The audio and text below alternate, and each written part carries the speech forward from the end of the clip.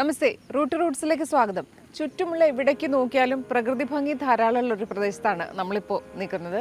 ഒരു നല്ല ഗ്രാമത്തിൻ്റെ എല്ലാ സൗന്ദര്യവും ചേർത്ത് വെച്ച ഒരു പ്രദേശത്താണ്, വെള്ളായനിയിലാണ്.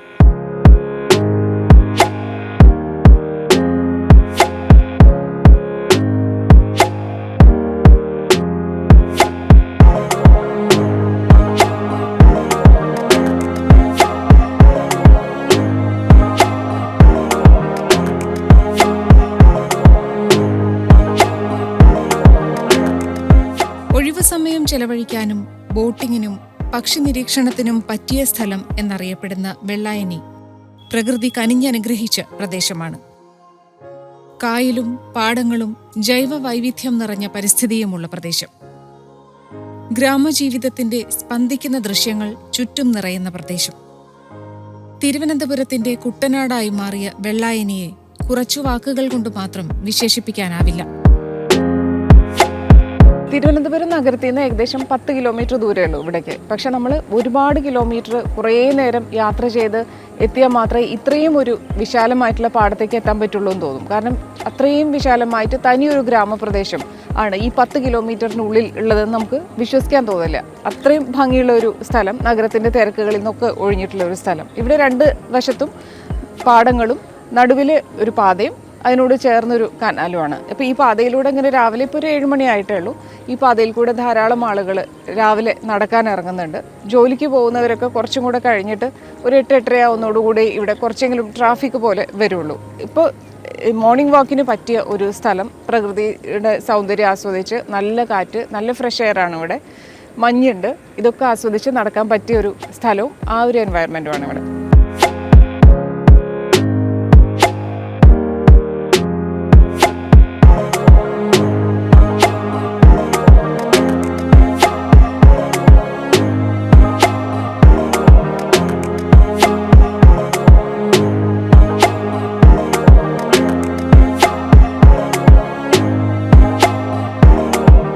നേരം പുലർന്നു തുടങ്ങുമ്പോൾ തന്നെ ശുദ്ധവായു ശ്വസിച്ച് പ്രകൃതി ഭംഗി ആസ്വദിച്ച് ആളുകൾ പ്രഭാത സവാരിക്കിറങ്ങും. പ്രദേശവാസികളെ കൂടാതെ ദൂരെ നിന്ന് വാഹനങ്ങളിലെത്തി ഇവിടെ ഏറെ ദൂരം നടന്ന് തിരികെ പോകുന്നവരുമുണ്ട്. നേർത്ത മഞ്ഞും കിളികളുടെ പാട്ടും കായലോരത്തെ കാഴ്ചകളും കണ്ടുള്ള യാത്ര. മുൻകാലങ്ങളിൽ ആയിരക്കണക്കിന് ദേശാടന കിളികൾ ഇവിടെ എത്തിയിരുന്നു. പക്ഷേ വർഷം തോറുമെത്തുന്ന പക്ഷികളുടെ എണ്ണം ഇപ്പോൾ കുറഞ്ഞു വരികയാണെന്ന് ഇവിടെയുള്ളവർ പറയുന്നു. സൂര്യോദയത്തോടൊപ്പം ഒരു ദിവസത്തെ മുഴുവൻ ഊർജം മനസ്സിലും ശരീരത്തിലും നിറച്ചാണ് പ്രഭാത സവാരിക്കെത്തുന്നവർ മടങ്ങിപ്പോവുക. രാവിലെ മാത്രമല്ല, വൈകുന്നേരങ്ങളിലും ഇവിടെ നടക്കാനെത്തുന്നവരുണ്ട്. പണ്ട് 750 ഹെക്ടറോളം സ്ഥലത്ത് വ്യാപിച്ചു കിടന്നിരുന്ന ഒരു പ്രദേശമാണെന്നാണ് പറയുന്നത്. പക്ഷെ ഇപ്പോൾ അതിൻ്റെ വിസ്തൃതി ചുരുങ്ങി വരികയാണ്. കയ്യേറ്റം നടത്തിയിട്ടുണ്ട്. മാലിന്യങ്ങൾ നിക്ഷേപിക്കുന്നത് ഒരു വശത്തുണ്ട്. പിന്നെ ഈ കുളവാഴ പോലെയൊക്കെ, ആഫ്രിക്കൻ പായൽ പോലെയൊക്കെ ഉള്ളത് ഇങ്ങനെ പരന്നു കിടന്നിട്ട് അതും ഇവിടെ ഈ കായൽ പ്രദേശത്തുണ്ട്. അപ്പോൾ അതുകൊണ്ട് ഇതിൻ്റെ വിസ്തൃതി കുറഞ്ഞു വരികയാണെന്ന് കണക്കുകൾ സൂചിപ്പിക്കുന്നുണ്ട്.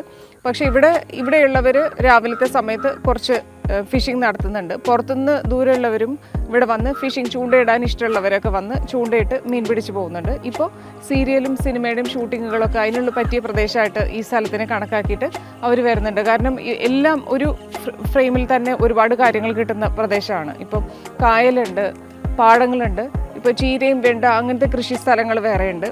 പ്രകൃതി ഭംഗിയെല്ലാം കൊണ്ടും ഉള്ളൊരു പ്രദേശമായതുകൊണ്ട് തന്നെ അത്തരം കാര്യങ്ങളുടെ ഷൂട്ട്, ഇപ്പോൾ വെഡ്ഡിങ് ഷൂട്ടുകൾ നടക്കുന്നുണ്ട്, സീരിയലിൻ്റെ ഷൂട്ടുണ്ട്, സിനിമയുടെ ഷൂട്ടൊക്കെ നടക്കുന്ന ഒരു പ്രദേശം കൂടിയായി മാറിയിട്ടുണ്ട് വെള്ളായനി.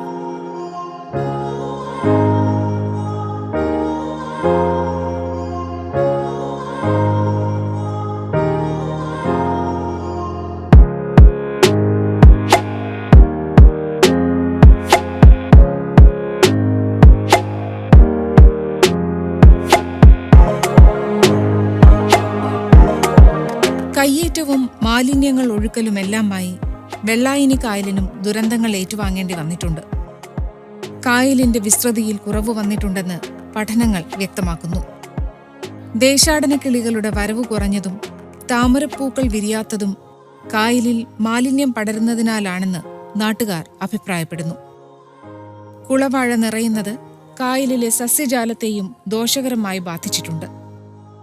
വെള്ളായിനി കായലിനെ ആശ്രയിച്ച് ഉപജീവനം നടത്തുന്ന ധാരാളം പ്രദേശവാസികൾ ഇവിടെയുണ്ട്. ഞാനിവിടെ ഈ അടുത്ത കാലത്തൊക്കെ താമരപ്പൂവും പറിച്ച് വിറ്റ് ഉപജീവനം നടത്തുന്ന ആളാണ്. അതിൻ്റെ ഇടയ്ക്ക് മീൻപിടുത്തം ഉണ്ടായിരുന്നു. അങ്ങനെ അല്ലെങ്കിൽ കോളേജുകളിലൊക്കെ മീൻ പഠിക്കാനായിട്ട് MSc MPhil റിസർച്ച് സ്കോളേഴ്സിനൊക്കെ ഈ ഇൻഡിജിനീസ് ഫിഷ് കളക്ട് ചെയ്യണ ആ ഒരു ജോലി ഇവിടെ ഉണ്ടായിരുന്നു. ഈ കൊറോണ വന്നപ്പോൾ അതൊക്കെ കുറച്ച് കുറഞ്ഞിട്ടുണ്ട്. അല്ലെങ്കിൽ ഇവിടെ ജനിച്ച് വളർന്നതിൽ എനിക്ക് വളരെ അഭിമാനമുള്ള ഒരു ഇതാണ്. കാരണം എന്ന് പറഞ്ഞാൽ മഹത്തായ നമ്മുടെ ദേവീക്ഷേത്രം, രണ്ടാമത് വെള്ളായണി കായൽ, മൂന്നാമത് കാർഷിക കോളേജ് എന്നിങ്ങനെ പ്രശസ്തമായ ഒരുപാട് സംഗതികളുള്ള ഒരു നാടാണിത്. കാരണം എവിടെ പോയാലും വെള്ളായണിക്കാരൻ എന്ന് പറയുമ്പോൾ അതിനൊരു വിലയുണ്ട്. പിന്നെ ഈ കായലെന്ന് പറയുന്നത് ഇവിടെ നിന്ന് മധുപാലം മുതൽ പനങ്ങോട് വരെ ആണ് ഇതിൻ്റെ ഒരു കിടപ്പ്. അപ്പോൾ ഈ കുറേശ്ശെയൊക്കെ അത് അവർ വെട്ടിപ്പിടിക്കുകയും ഒക്കെ ചെയ്തിട്ടുണ്ട്. പിന്നെ എന്നാലും റിസർവെയർ എന്ന് പറയുന്നത് ഈ കാണുന്നതാണ് റിസർവെയർ. ഒരു 64 ഏക്കറാണ് റിസർവെയർ. അത് കഴിഞ്ഞാൽ കാർഷിക കോളേജുകാർക്കുള്ളതാണ്. പിന്നെ ഇവിടെ ഇപ്പോഴും കുളവാഴ കൊണ്ട് നിറഞ്ഞു പോയി. കാരണം കുളവാഴ ആരോ ഒരു ക്രൈസിന് വേണ്ടി അന്ന് വിദേശത്തു നിന്ന് വന്ന് ഇവിടെ അങ്ങ് ഇട്ടതാണ്. ഇതെല്ലാം അങ്ങ് ഇപ്പം ജനജീവിതം വളരെ ദുസ്സഹമായ രീതിയിലാണ് ഇരിക്കുന്നത് ഈ കുളവാഴ. കാരണം എന്ന് പറഞ്ഞാൽ മീൻപിടുത്തക്കാർക്ക് പറ്റൂല, പുല്ലിറക്കണമെന്ന് പറഞ്ഞാൽ അത് പറ്റൂല. അങ്ങനെ ഒരുപാട് വെള്ളം തന്നെ ഈ ഒരു സ്രോതസ്സ് മാത്രമാണ് നമുക്ക് ഇവിടുത്തെ ആൾക്കാർക്കുള്ളത്. ഈ വെള്ളം ഇവിടെ നിന്ന് ഈ കായലിൽ നിന്ന് വെള്ളം ഒഴുകി പോകാനുള്ള ഈ ഒരു പള്ളിച്ചത്തോടാണ്. ഈ തോട്ടിൽ നിന്നാണ് കരമന നദിയിൽ തൊട്ടാണ് ഈ വെള്ളം പോകുന്നത്. ഈ തടസ്സം കൊണ്ട് ഒരുപാട് വീടുകൾക്ക് ബുദ്ധിമുട്ട്. ഇപ്പോൾ എൻ്റെ വീടും വെള്ളത്തിനടിയിലായി ഇരുന്ന ഒരു സമയമാണ് ഇപ്പം വറ്റി വരണതേ ഉള്ളൂ. ഇത് കാലാകാലങ്ങളായിട്ട് കുറേശ്ശെ ഇവിടെ നിന്നും മാറ്റും. പക്ഷെ അതൊന്നും ഒരു സക്സസ് ആയിട്ടുള്ള ഒരു കാര്യമല്ല.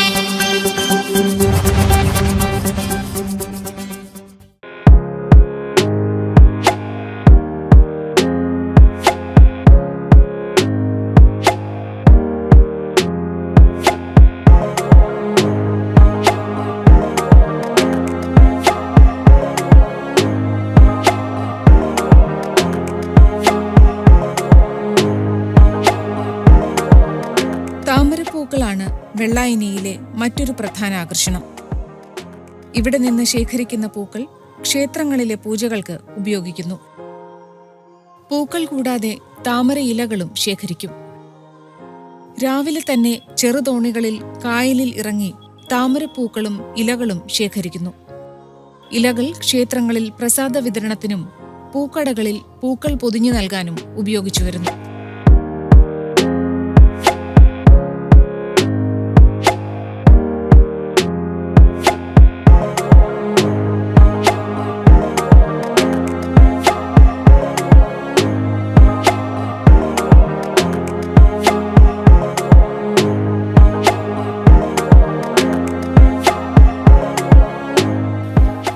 ഈ റിസർവെയർ മുതൽ ആ കാർഷിക കോളേജുകാരുടെ ഭാഗം ഫുള്ളും താമരയായിരുന്നു. കുറേ 10-50 തൊഴിലാളികൾ ഇതുകൊണ്ട് ഉപജീവനം നടത്തി പോരുന്ന ഒരു സന്ദർഭമാണ്. പക്ഷേ ഈ കുളവാഴ മിനിറ്റ് കൊണ്ട് അല്ലെങ്കിൽ മണിക്കൂർ കൊണ്ട് ഇങ്ങനെ വളർന്ന് സ്പ്രെഡ് ചെയ്ത് പോവുകയാണ്. അപ്പം താമര ഇലയും പൂവിനെയും ഈ കുളവാഴ നശിപ്പിച്ച് പോവുകയാണ്. അതിനൊരു പരിഹാരം ഒരു 10 വർഷം കൊണ്ടേ പറയണം. ഇവിടെ കോടി അനുവദിച്ചിട്ടുണ്ട്, ഇതിനെ മാറ്റും എന്നൊക്കെ പറയണതല്ലാതെ ഇതിനൊരു പോംവഴി ഇതുവരെയും കണ്ടിട്ടില്ല. താമരപ്പൂ ഇപ്പോഴത്തെ വെള്ളപ്പൊക്കത്തിൽ ഈ താമര ഫുള്ളായിട്ട് വെള്ളത്തിനടിയിലായി. അതിനുശേഷം ഇനിയൊക്കെ ഈ താമര ചെടിക്ക് ഒരു ഗ്രോത്ത് വന്നാൽ മാത്രമേ അതിന് പൂവൊക്കെ ഉണ്ടാവുള്ളൂ. ഇപ്പം ഇത് അതായത് ഈ അടുത്ത കാലത്തൊന്നും ഇത്രയും ലാവിഷായിട്ട് താമര ഉണ്ടായിട്ടില്ല. കാരണം ഒരു 3.5 മാസക്കാലം ഇവിടെ താമര ഉണ്ടായിരുന്നു. 3.5 മാസം, അത്രയും ദീർഘസമയമൊന്നും ഈ കായലിൽ ഇന്ന് വരെ ഉണ്ടായിട്ടില്ല. ഈ 3.5 മാസക്കാലം താമര ഉണ്ടായിരുന്നു. ഒരുപാട് ഫോട്ടോ ഷൂട്ടുകളും ഒക്കെ ഇവിടെ നടന്നിരുന്നു. ഇപ്പോഴും വെള്ളം കയറിയപ്പം അങ്ങ് പാടെ അങ്ങ് താമര അങ്ങ് തീർന്നു. അപ്പോൾ ഇനി ചെടിക്കൊക്കെ ഒന്ന് ശക്തി വെച്ചാൽ മാത്രമേ ഈ പൂക്കൾ ഇനി വരുള്ളൂ.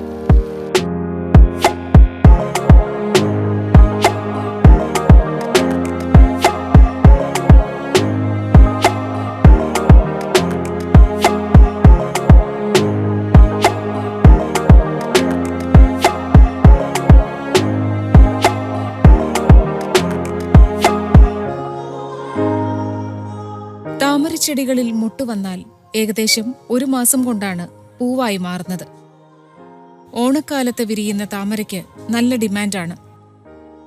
തമിഴ്നാട്ടിൽ നിന്നും കൊണ്ടുവരുന്ന താമരയേക്കാൾ നിറവും വലിപ്പവും വെള്ളായനിയിൽ വിരിയുന്ന താമരപ്പൂക്കൾക്കുണ്ട്. ഓരോ സീസൺ കഴിയുന്തോറും അടുത്ത വർഷം കൂടുതൽ താമര വിരിയുമെന്ന പ്രതീക്ഷയാണ് പൂക്കൾ കൊണ്ട് ജീവിക്കുന്നവർക്ക് ഉള്ളത്. ഇവിടെ ധാരാളം ഇങ്ങനത്തെ കൃഷി സ്ഥലങ്ങളുണ്ട്. വാഴ കൃഷിയുണ്ട്, ഇതുപോലെ ചീര കൃഷി ചെയ്യുന്ന പാടങ്ങൾ ധാരാളം നമുക്ക് കാണാം. പിന്നെ വെണ്ട, പാവല്, പയറ് അങ്ങനത്തെ കൃഷി സ്ഥലങ്ങളും ധാരാളം ഉണ്ട്. അവർ നല്ലോണം അധ്വാനിക്കുന്ന കുറേ മനുഷ്യരെ നമുക്കിവിടെ കാണാൻ പറ്റും. അവർ രാവിലെ തന്നെ കൃഷി പണികൾ തുടങ്ങും, വൈകുന്നേരം വരെ കൃഷിയിടങ്ങളിലുണ്ടാവും. ഇവിടെ നിന്ന് കൊണ്ടുവരുന്ന പച്ചക്കറികൾ തിരുവനന്തപുരം നഗരത്തിൽ കുറേ സ്ഥലങ്ങളിൽ വിൽപ്പന നടത്തുന്നുണ്ട്. ഈ തമിഴ്നാട്ടിൽ നിന്നൊക്കെ കൊണ്ടുവരുന്ന പച്ചക്കറികളെക്കാളും ഈ വിഷം ഇല്ലാത്ത പച്ചക്കറികൾ എന്നുള്ള രീതിയിൽ വെള്ളായനിയിൽ നിന്നുള്ള പച്ചക്കറികൾക്ക് പ്രത്യേക ഡിമാൻഡും ഉണ്ട് നമ്മുടെ നഗരത്തിലൊക്കെ.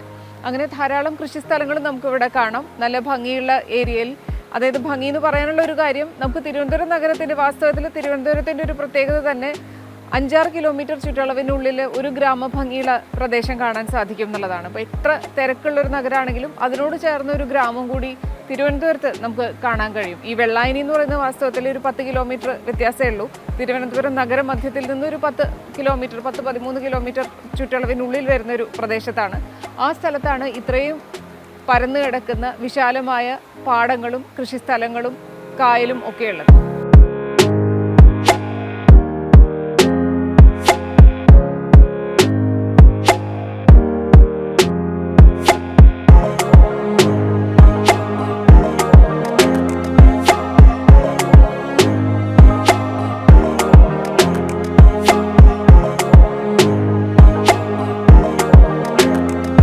നഗരത്തിരക്കിൽ നിന്ന് ഗ്രാമഭംഗിയിലേക്കുള്ള ദൂരം ഇത്ര ചെറുതായിരുന്നോ എന്ന് അത്ഭുതം തോന്നും തിരുവനന്തപുരം നഗരത്തിൽ നിന്ന് ഇവിടെ എത്തിയാൽ. ചുറ്റും പച്ചപ്പും മൺപാതയും കായലോളവും. പഴയ നഗരത്തിന്റെ പ്രതാപത്തോടൊപ്പം ചേർത്ത് വെക്കുന്ന ഗ്രാമസൗന്ദര്യം തലസ്ഥാനത്തിന് സ്വന്തം. വെള്ളായനി ദേവീക്ഷേത്രവും കേരള കാർഷിക സർവകലാശാലയും ഈ മണ്ണിന്റെ പ്രൗഢി വർദ്ധിപ്പിക്കുന്നു. പലതരം കൃഷിയും പശുവളർത്തലും വെള്ളായനിയിലെ കർഷകർ വർഷങ്ങളായി തുടർന്നു പോരുന്നു.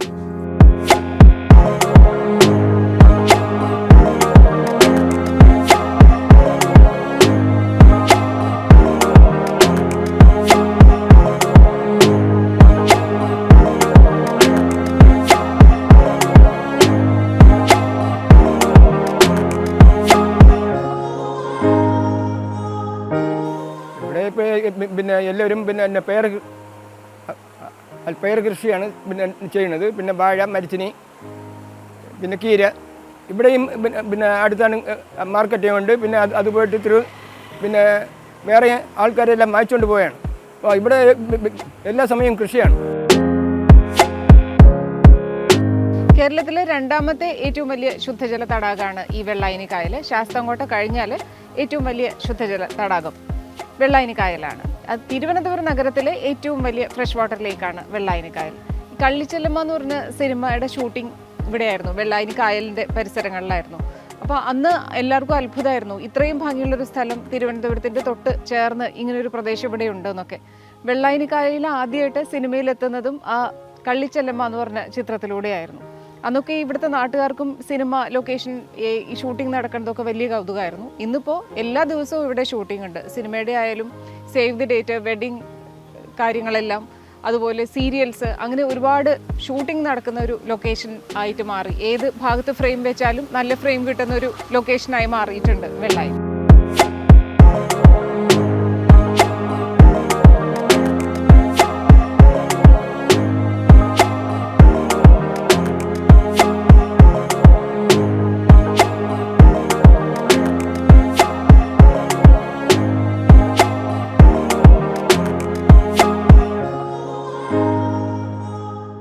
വെള്ളായിനിയിലെയും പരിസര പ്രദേശങ്ങളിലെയും കൃഷിക്ക് ആവശ്യമായ വെള്ളം ഈ കായലിൽ നിന്നാണ് എത്തിക്കുന്നത്. ജലം ശുദ്ധീകരിക്കാനുള്ള സംവിധാനവും ഇവിടെ ഒരുക്കിയിട്ടുണ്ട്. കായലിലെ മീൻപിടുത്തം ഉപജീവനമാർഗമാക്കിയവരെ കൂടാതെ തിരക്കിൽ നിന്നൊഴിഞ്ഞ് ചൂണ്ടയിട്ട് മീൻ പിടിക്കാനെത്തുന്ന നഗരവാസികളും ഇവിടെയുണ്ട്. അന്നന്നത്തേക്കാവശ്യമായ മത്സ്യം രാവിലെ തന്നെ കായലിൽ നിന്ന് ചൂണ്ടയിട്ട് പിടിച്ച് വീടുകളിലേക്ക് കൊണ്ടുപോകുന്നവരെയും ഇവിടെ കാണാം. രാസവസ്തുക്കൾ ചേർക്കാത്ത കായൽ മത്സ്യം വാങ്ങാൻ സ്ഥിരമായി ഇവിടെ എത്തുന്നവരുമുണ്ടെന്ന് പ്രദേശവാസികൾ പറയുന്നു. ഉപജീവനത്തിന് വിഭവങ്ങൾ നൽകുന്ന കായൽ ധാരാളം ജീവജാലങ്ങളും ആശ്രയമാക്കിയിരിക്കുകയാണ്. ചുറ്റും ഹരിതാഭ നിറയ്ക്കുന്ന വെള്ളായിനിയെ കൂടുതൽ സുന്ദരമാക്കുന്ന തലസ്ഥാനത്തെ ഏറ്റവും വലിയ ശുദ്ധജല തടാകത്തിൽ നീന്തി കുളിക്കാനെത്തുന്നവരും ഉണ്ട്.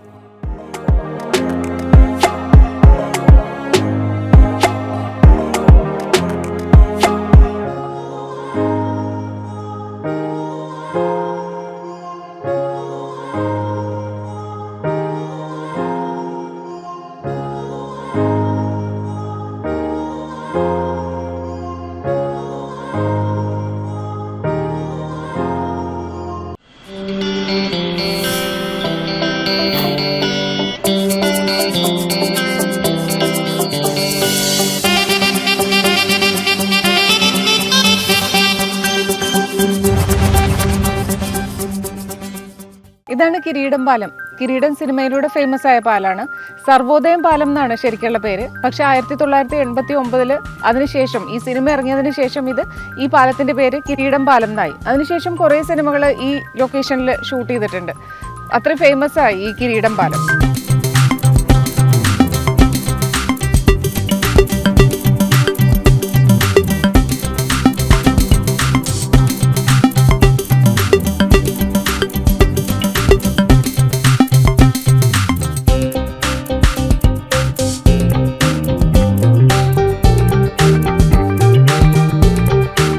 ചില വാക്കുകൾ, ചില സാഹചര്യങ്ങൾ, സിറ്റുവേഷൻസ്, ചില വിഷ്വൽസ് ഒക്കെ നമ്മുടെ ജീവിതത്തിന് മുഴുവൻ മനസ്സിൽ തട്ടി നിൽക്കുന്ന കാര്യങ്ങളാണ്, സിനിമയിലായാലും ജീവിതത്തിലായാലും.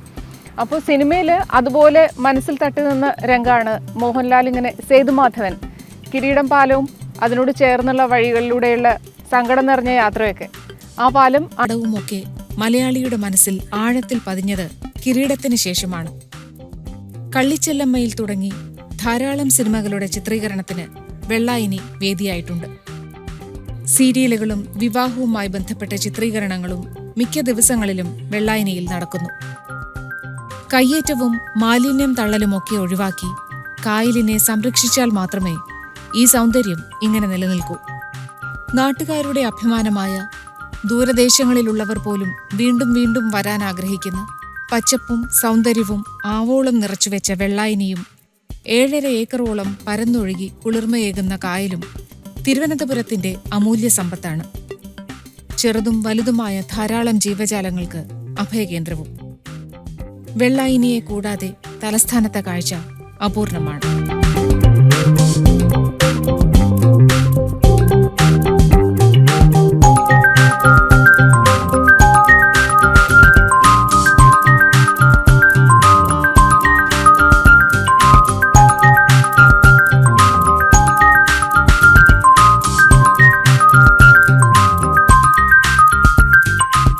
രാവിലെയും വൈകുന്നേരമാണ് ഇവിടെ വെള്ളായനിയിൽ വരാൻ പറ്റിയ സമയം. രാവിലെയും വൈകുന്നേരം ഒരേപോലെ നല്ല തണുപ്പും മഞ്ഞും ഒക്കെയാണ്. ഇപ്പോൾ ഏകദേശം വൈകുന്നേരം രാവിലത്തെ അതേ ക്ലൈമറ്റ് ആയി തുടങ്ങി. റൂട്ട്സിൽ ഇനിയും ധാരാളം കാഴ്ചകളുണ്ട്. വെള്ളായനിയുടെ തന്നെ കാഴ്ചകൾ ഇനിയും നമുക്ക് കാണാനുണ്ട്. അടുത്തൊരു ദിവസം വീണ്ടും വെള്ളായനിയിൽ തന്നെ നമുക്ക് കാണാം. ഈ എപ്പിസോഡ് ഇവിടെ പൂർണ്ണമാവുകയാണ്. ബൈ.